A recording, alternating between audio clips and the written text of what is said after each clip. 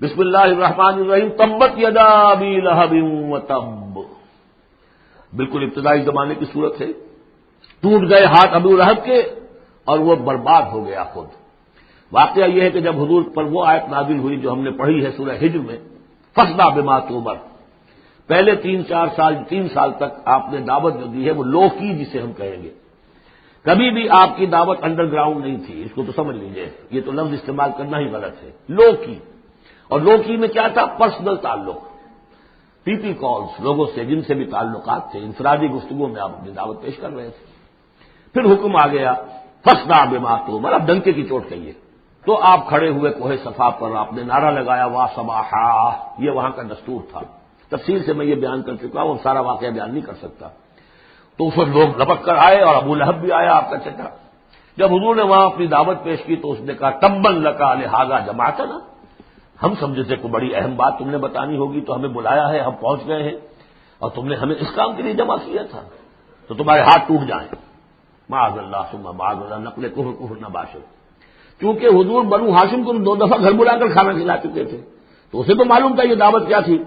لیکن یہ جو طریقہ آپ نے اختیار کیا تھا وہ تھا جیسا کہ وہاں پر عام الارم کے طور پر ہوتا تھا کہ کوئی فوج کی خبر آئے کہ کوئی فوج حملہ آور ہونے والی ہے، تو جس شخص کے پاس بھی وہ خبر پہنچ جائے وہ کپڑے اتار کے معذر ذات بڑھانا ہو کر کسی اونچے مقام پر کھڑا ہو کر نعرہ مارتا تھا وا صباحا، ہائے وہ صبح جو آنے والی ہے، غارت گری والی صبح۔ تب لوگ سب دوڑتے تھے، جہاں تک آواز پہنچ گئی، جہاں تک نگاہ دیکھ رہی ہے کہ ننگا کھڑا ہوا ہے ایک آدمی اونچائی کے اوپر، دوڑتے تھے لوگ کہ کیا خبر ہے اس کے پاس۔ حضور معاذ اللہ ننگے ہونے کا کوئی سوال نہیں تھا، لیکن آپ نے آدھی بات ان کی اختیار کر لی جس کے اندر کوئی قباحت نہیں ہے کہ آپ کھڑے ہوئے اور آپ نے وا صباحا کا نعرہ لگایا۔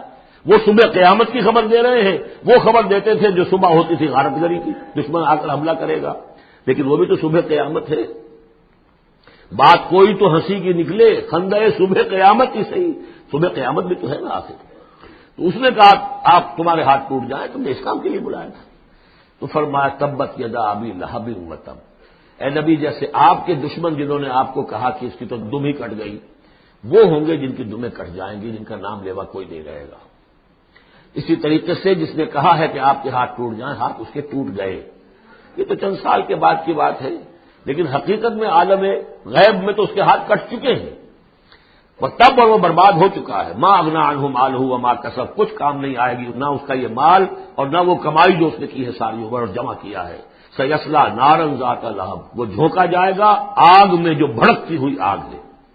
اور لہب کا لفظ جو ہے اس کے اپنے نام میں بھی شامل تھا، یہ صنعت لفظی کہلائے گی ابو لہب، کیونکہ وہ بہت ہی سرخ و سفید رنگت کا، بہت جیسے کہ انگارے جیسا اس کا رنگ تھا، اور آنکھیں بھی بڑی بڑی تھی، نہایت حسین و جمیل انسان تھا۔ اور اس کی بیوی بھی ام جمیل تھی، بہت ہی خوبصورت عورت تھی، اور یہ دونوں جو ہے یہ سمجھیے کہ بڑی ایلیٹ کلاس تھی اس معاشرے کی۔ اس کے پاس منصب تھا، یہ خزانہ وزیر خزانہ تھا حرم کا، چنانچہ اس کے بارے میں مشہور تھا کہ اس میں سے اس نے سونے کے بنے ہوئے ہرن چرا لیے ہیں۔ اخلاقی طور پر اس کا جو ہے وہ بدنامی اس درجے کی تھی، لیکن یہ کہ حرم کا خزانہ جو تھا وہ اس کی تحویل میں تھا، تو بڑا اونچا منصبدار تھا۔ تو اس کے لیے یہ کہا کہ جیسے یہ دہتا ہوا انگارہ ہے، اس کو رنگ ہم نے دیا ہے، ایسی ہی دہتی ہوئی آگ میں ہم اس کو جھونکیں گے۔ وامرأتہ، اور اس کی بیوی کو بھی۔ کیوں؟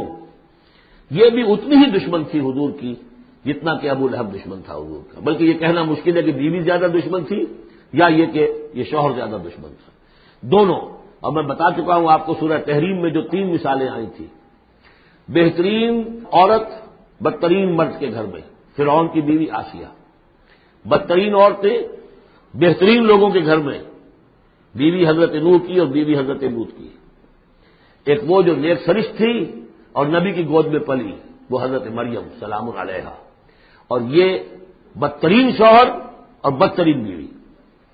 وامرأتہ حمالۃ الحطب، جو اٹھانے والی ہوگی ایندھن کو۔